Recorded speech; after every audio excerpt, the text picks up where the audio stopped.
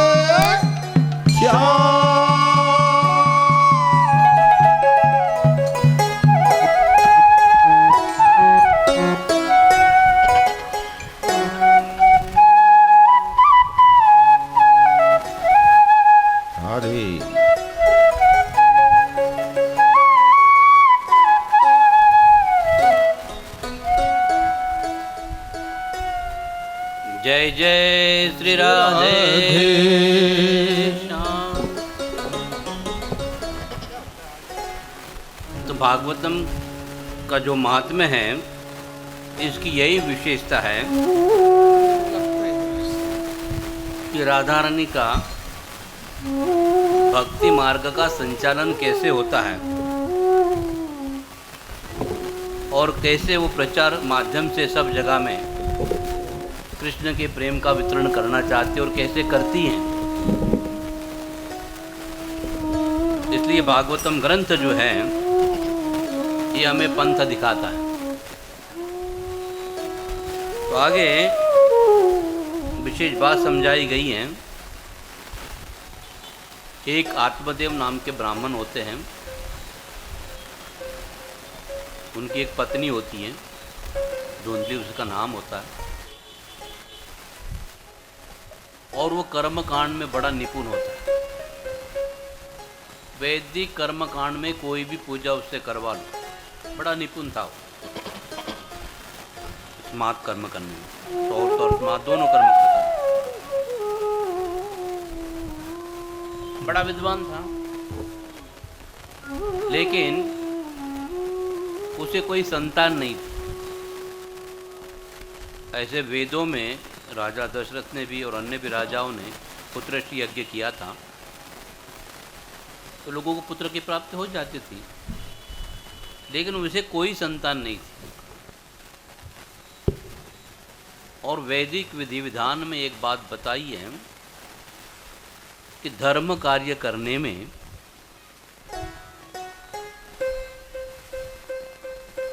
और किसी भी अन्य विधियों में धर्म की ही कर्मकांड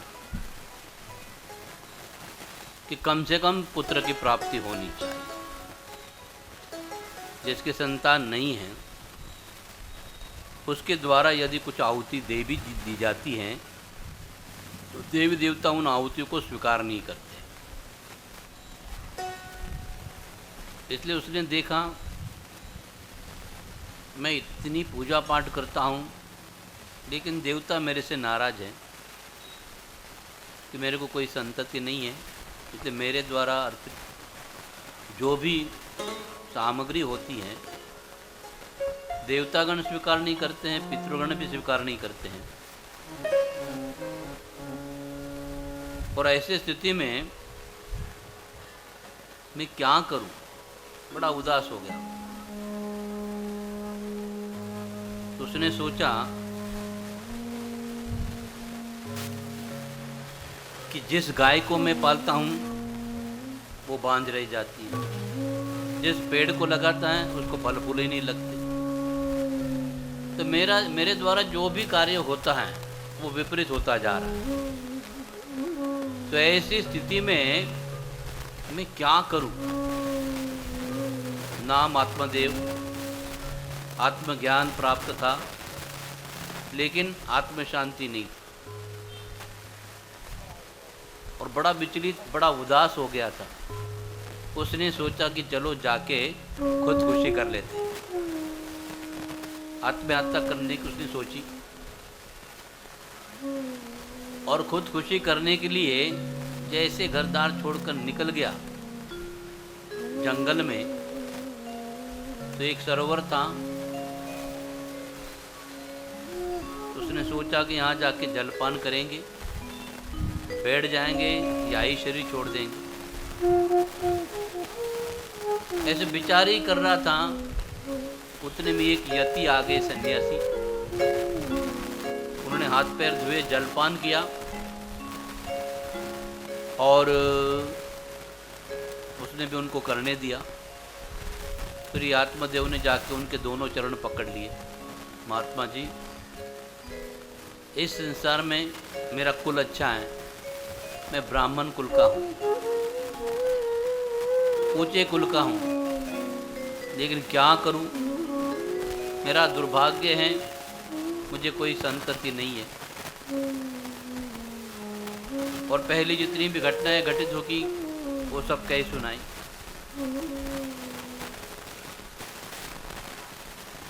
महाराज जी जानते थे, उसके कपाल की तरफ देखा, ललाट की तरफ, और बोले, देख ब्राह्मण देवता, तुझे तो कई जन्म तक संतति नहीं हो, ऐसी तेरी कुंडली कहती। ये भाग्य के विधि विधान को कौन मिटा सकता है? तो पुत्र प्राप्ति का मोह तू त्याग दे। लेकिन तू जो ये सोच रहा है यदि मैं खुदकुशी कर लूँगा तो उसमें से मुक्ति मिल जाएगी, गलत धारणा है। इस संसार में जो भी व्यक्ति आया है उसके जीवन में प्रारब्ध के अनुसार जो भी घटनाएं घटित होने वाली हैं तो होके रहेगी, क्योंकि अनहोनी भी जब होनी हो जाती तो होनी है, उसको कौन टाल सकता है? तो किसी भी हालत में तो टाल तो नहीं सकता है, और खुदकुशी करने से कोई लाभ नहीं है। तो बोले मैं भी संसार में जाके किसके लिए जीऊं? इसलिए आपने बता दिया, क्योंकि मैं आपके शरण में आया हूँ, आप महात्मा हैं, मेरी समस्या का समाधान कर सकते हो, लेकिन आप नहीं होगा मेरे नसीब में तो भी मुझे दे दो जबरदस्ती। उन्होंने कहा कि देख आत्मदेव, अगर हमारे प्रारब्ध में कुछ नहीं है और हम मांगने का प्रयास करते हैं, कोई साधु महात्मा उदार भी हो जाए, अगर दे भी दे तो भी मुश्किल हो जाती है। उन्होंने चित्रकेतु की कहानी सुनाई। चित्रकेतु को 1 करोड़ रानियां थी, लेकिन संतान नहीं थी। बाद में संतान हो गई उसको, साधु महात्माओं की कृपा से, नारायण पर्वत की कृपा से। तो बोले संतान तो होगी, ये तुम्हारे सुख और दुख दोनों का कारण बनेगी, पहले बता दिया था चित्रकेतु। और जो सबसे छोटी रानी थी वो गर्भवती रहेगी और उसको पुत्र हो गया। बाकी जो रानियां थी उसने बोले इसका पुत्र हो गया है, राजा इससे ही प्रेम करेगा, हमसे नहीं करेगा। सब लोगों ने मिलकर उसको बच्चों को जहर खाने को दे दिया और बच्चा खत्म हो गया। फिर जब चित्रकेतु को पता चला, रोने लगा, राजा रोने लगा, सिपाही रोने लगे, रानियां रोने लगी, पूरे राजमहल के लोग रोने लगे, फिर सारे नागरिक रोने लगे, सब रोना है रोना, व्यापार सभी रोने लगे। बोले देखो पुत्र की प्राप्ति तो हुई, लेकिन उसको जाना पड़ा। फिर नारद जी पर्वत मुनि आ जाते हैं। बोले क्यों शोक करता है इसके लिए? बोले नेक देखो ना, मेरा पुत्र नहीं था अभी प्राप्ति हुई है। फिर क्या हुआ? बोले प्राप्ति हो गई। बोले पता नहीं रानियों ने उसको जहर दे दिया, छोटे बच्चों को और मार दिया। ईर्ष्या बड़ी खराब चीज होती है। फिर बोले अभी क्या करेंगे? बोले कुछ भी करो, अभी उसको पुनर्जीवित करो। बोले वो करके भी लाभ नहीं है। बोले क्यों? तुम्हारी इच्छा। उन्होंने जीवित कर दिया बालक को। बालक खड़ा हो गया और चित्रकेतु को बड़ा आनंद हो गया। बोले आजा मेरे लाले, चल हट। तू कौन है? बोले मैं आपका पिता। चल हट, मेरा कोई पिता नहीं है, कई बार मैं तुम्हारा पिता बनाऊं, तुम मेरे पुत्र बने हो। अभी मेरे में इतना मोह, मुझे नहीं रहना इधर। मेरा जितना काम था कर दिया, मुझे जाना है अभी। और क्योंकि भाई सब भगवान के हाथ में है, वो जैसा करते वो सब भेज देते। पल भर के लिए तुम्हारे पास भेजना था, हो गया तो पल खत्म हो गया। तुम मेरे पुत्र कुछ नहीं, मैं तुम्हारा पुत्र नहीं, तुम मेरे पिता नहीं हो, कुछ भी नहीं है। कई बार मैं बन चुका, कई बार तुम बन चुके हो, तुम भूल जाते तो मुझे सब याद है। डांट दिया चित्रकेतु। चित्रकेतु परेशान हो गया। बोली ये बच्चा छोटा है अभी, तो इतनी जोर से बोल रहा है, मेरे को धुतकार दिया उसने तो। बोले हाँ, भगवान की जो आज्ञा होती है उसी के अनुसार हमको चलना पड़ता है।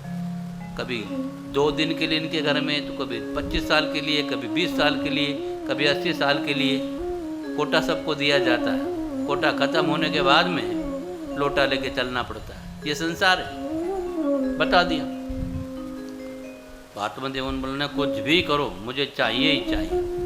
ये मानेगा नहीं। उन्होंने एक फल ले लिया, मंत्रोच्चार किया, दे दिया। बोले देखो आगे तुम्हारी जो भी इच्छा होगी, लेकिन याद रखना ये जाके अपने पत्नी को दे देना। वो शुद्ध मन से खाए, कोई शंका किंतु मन में नहीं रखे और सुचिरभुत्ता के नियमों का पालन करे तो अच्छा पुत्र होगा। अगर विपरीत करेगी तो पुत्र अच्छा नहीं होगा। बोले महात्मा जी आपने चित्रकेतु की बात भी सुना दी और ये भी बात बता रहे हो, बस हम तो केवल प्रयास कर सकते, मनुष्य हैं। चलते हैं। आया वो घर में बड़ा खुश था। धुंधी को कह दिया देख बागबान, ये साधु महात्मा ने फल दिया है, हमारी नयनों का तारा आएगा, हमारी किस्मत चमकाएगा, तुम इसे खा लो तो गर्भ रह जाएगा। लेकिन वो बुद्धि थी उसकी, धुंधले की। उसने तो फल तो ले लिया, पति ने बोला तो करके, लेकिन सोचने लगी यदि मैं ये फल खाऊंगी अगर गर्भ रह जाएगा तो मेरी नंदरानी जब आएंगी मैं तो असहाय स्थिति में रहूंगी। घर का सारा सामान ले गई तो आदमी क्या चाहता है और कौन क्या सोचता है, तालमेल नहीं होता बीच में। तो बोले अच्छा, और यदि चोर डकैत अगर गांव के ऊपर आक्रमण कर दे, धावा बोल दे, तो गर्भिणी स्त्रियां भागेगी कैसे? और गर्भ जो है आड़ा आ गया तो प्रसव की पीड़ा से तो बड़ी मुश्किल होगी, शायद मेरे प्राण भी जा सकते हैं। इससे तो बहुत अच्छा है कि जो बांझ स्त्रियां हैं वही बड़ी सुखी है। तो मैं तो ये खाऊंगी नहीं, लेकिन पति के पूछने पर कह दूंगी कि हाँ मैंने फल खा लिया। पति को बोल दिया, झूठी भी बोली, पति को बोल दिया पति को मैंने खा लिया। और दूसरे दिन उसकी छोटी बहन आ गई मायके और इसके पास में आई। बोले बहना जरा मान मेरा कहना। बोले क्या हो गया? बोले देख मेरे पास में इतने बच्चे हैं ना, इतने हैं, पर अब के बार भी मैं पेट से हूँ। इनको संभालते संभालते मैं तंग आ गई हूँ और तुम्हारे पास में कोई बच्चा नहीं है। बोले वो तेरे चीचा जी ने ला के दिया था एक फल, वो मैंने खाया तो नहीं, उनको बोल दिया खा लिया। फिर क्या करेंगे? बोले वो अपन गाय को खिला देंगे। दोनों ने मिलकर वो फल गाय को खिला दिया। और गाय को खिलाने के बाद में इसने बोला कि अभी तुम नाटक करो, कोई भी अन्य स्त्री अड़ोस पड़ोस की हमें देखने के लिए नहीं आए, ताकि दूसरी स्त्री आ जाएगी तो समझ जाएगी इसमें कोई लक्षण तो दिखते नहीं है। इसलिए बोले मैं अकेले ही घर में रहूँगी। और थोड़ा सा कपड़ा बांध के धीरे धीरे धीरे वो नाटक करने लगी कि मैं गर्भवती हूँ। आत्मदेव को भी अच्छा लगा। फिर उसने छोटी ने बोला मेरे पास बच्चों को है लेकिन पैसा नहीं है। तेरे पास पैसा बहुत है लेकिन पुत्र धन नहीं है। तो ये जो बेटा होगा अब की बार में हम बोल देंगे मेरा प्रसव हो गया, बच्चा मर गया, तेरा भी प्रसव हो गया, जिंदा रह गया, तो ये बच्चे को तू पालन कर ले, तो समस्या हल हो जाएगी, किसी को पता नहीं चलेगा। विचार मंथन कर लिया दोनों ने और धीरे धीरे धीरे धीरे गर्भ बढ़ने लगा अच्छी तरह से। समय के अनुसार प्रसव हो गया।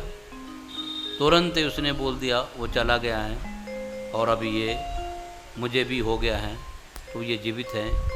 लेकिन उसने बोल दिया कि प्रसव तो मुझे भी हो गया था वो मर गया लेकिन मेरे बहन को हो गया, वो जीवित हैं। बोले ठीक है, फिर एक काम कर लेते हैं, अब मेरे स्तनों में दूध नहीं आता है, इसलिए मेरे बहना को भी आए रख लो और उसका दूध पान करेगी। बच्चा है उसका था, जुगाड़ कर लिया और 3 महीने हुए नहीं हुए गाय ने बछड़े को जन्म दिया। लेकिन वो मनुष्य के आकार वाला था, उसके 2 कान उगाए थे गाय के जैसे। तो दोनों का भी नामकरण संस्कार कर दिया आत्मदेव ने। उसका नाम रखा गोकर्ण और इसका नाम रखा धुंधुकारी। वो अपने ही धुंध में मस्त रहता, कोई संस्कार नहीं, कुछ नहीं कुछ नहीं कुछ नहीं ना। क्योंकि किसी भी चीज के ऊपर शंका करना विनाश का कारण बनता है। संशयात्मा विनश्यति। तो किसी भी चीज को, आध्यात्मिक किसी भी चीज के ऊपर कभी शंका नहीं करनी चाहिए। लेकिन मनुष्य का स्वभाव है हर चीज में शंका करना। तो जब उसने ये किया कि अभी दोनों का नामकरण संस्कार कर दिया, तो धीरे धीरे धीरे धीरे ये बढ़ने लगा। और गोकर्ण जो है बड़े शांत गंभीर, और ये जो धुंधुकारी था ये तो जैसे मोटा मोटा होते गया, बच्चों के साथ में खेलता, किसी कुएं में ढकल देता, किसी बालक को, किसको गटर में डाल देता। फिर और थोड़ा बड़ा हो गया, बीड़ी सी पीना शुरू कर दिया, चरस गांजा पीना शुरू कर दिया, शराब पीना शुरू कर दिया। और फिर माता के पास में जाता था, चल ला पैसा, वो भी दे देती थी, धन तो बहुत था। और ये गोकर्ण जो थे जैसे 5 साल के हो गए, चले गए गुरुकुल में और काशी में जाके, वो गया में जाके बड़ा सुंदर काशी में जाके वे अध्ययन करने लगे और बड़े विद्वान हुए। और ये धुंधुकारी तो अपने ही धुन में था, माता को बोलता पैसा दे, तू पैसा दे। बस कभी कभी मिलता था, खाना नहीं मिलता था, बाहर ही रहता था। और जहाँ में मुर्दाघर होता है, शमशान घाट में चला जाता था। मुर्दे के ऊपर जो भी फल वगैरह रखे जाते उसको ही खा लेता था। और शराब और आदतों से बिल्कुल चकनाचूर हो गया था। और आत्मदेव ने देखा गाय ने दिया बछड़ा कितना दिव्य है, क्योंकि साधु महात्मा ने फल दिया था, शंका रखी नहीं है। लेकिन ये जो बच्चा जो है आया धुंधुकारी, उसने तो सारे के सारे परिवार को लांछन लगा दिया। अब वो परेशान होने लगी, धुंधले भी और आत्मदेव भी बिल्कुल परेशान हो गए। फिर थोड़ा अध्ययन पूरा होने के बाद में मिलने के लिए गोकर्ण जी चले आए घर पे। बोले पिताजी कैसे हो तुम? बोले बेटा क्या करूं, मैंने बोला था भगवान ये कम से कम बच्चा होना चाहिए, साधु से आग्रह किया। बोले देखो गाय के द्वारा पुत्र की प्राप्ति मेरे को समझ भी नहीं आता क्या हो गया करके। और साधु का दिया हुआ फल था, मैंने अपने पत्नी को दिया, उसने बोला कि मैंने खाया है। फिर साधु के द्वारा जो फल होगा वो इतना खराब कैसे होगा? लेकिन उसको पता नहीं, जो गोकर्ण है वो साधु के फल की प्रसादी है, और जो धुंधुकारी है उसके साली की संतान है। तो अब क्या करे इसमें? परेशान हो गया वो। गोकर्ण ने कहा देखो पिताजी ये संसार है, हम कभी कभी बहुत कुछ चाहते हैं और उलझे हुए से रहते, समझ में नहीं आता है, कुछ ना कुछ उटपटांग मांग कर लेते हैं और भगवान को भी विवश होकर देना पड़ता है। कभी कभी कोई चीज़ प्रारब्ध में नहीं होती है, नहीं मिलेगी तो क्या है, लेकिन मनुष्य का स्वभाव ही कुछ ऐसा है कि मुझे चाहिए चाहिए। हम सब हटीले हो गए। जब कोई व्यक्ति हटेला हो जाता तो सटेला हो जाता, फिर उसको समझ में भी नहीं आता, उसका दिमाग ही काम नहीं करता, फिर मांग भी लेता तो कोई पुटांग चीज़ें मांग लेता। तो जब ये बातचीत हो गई पूरी अच्छी तरह से, तो फिर गोकर्ण ने कहा पिताजी देखो आप एक काम करो, अभी आपका संसार पूरा हो गया, पुत्र की प्राप्ति से एक के बदले में दो मिले। अब तुम क्यों चिंता करते हो? वो कभी सुधरने वाला नहीं है, किसी की बात नहीं मानता, तुम्हारी बात नहीं मानता है। और ब्राह्मण कुल के लिए तो कलंक है, गुण ब्राह्मण के कुछ है ही नहीं। खाना पीना नहाना धोना सब कुछ वो कर चुका है और कर ही रहा है। इसलिए आप एक काम करो, ये माया मोह छोड़ दो, जंगल में जाके एकांत में भगवान का भजन करो और अपना कल्याण कर लो। संसार में आपको लगेगा सुख मिलेगा, संसार कभी भी सुख देता नहीं है, क्योंकि सारे जितने भी संसार के जीव हैं सब अलग अलग मंदिरों में जाते हैं, अलग अलग महात्माओं के पास में जाते कहते हैं हमको सुख दे दो सुख दे दो, लेकिन